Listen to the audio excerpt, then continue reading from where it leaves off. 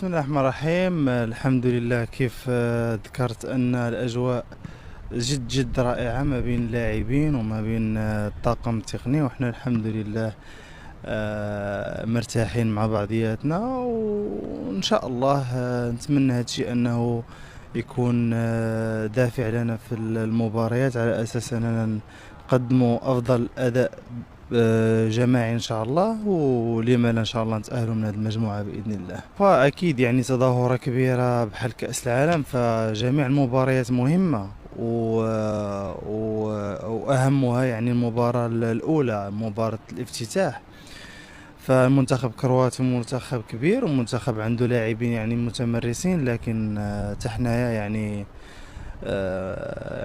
احنا منتخب المغربي منتخب قوي، وعنده جميع المقومات انه يتأهل من هذه المجموعة ان شاء الله. ورسالة يعني رسالة يعني نابعة من القلب، انه كنشكر الجماهير المغربية على مؤازرتها للمنتخب المغربي، وعلى يعني تشجيعها لجميع اللاعبين وبما فيهم يعني عبد الرزاق. كنوعدهم ان شاء الله اننا غادي نقدموا كل ما عندنا باش نفرحهم ان شاء الله.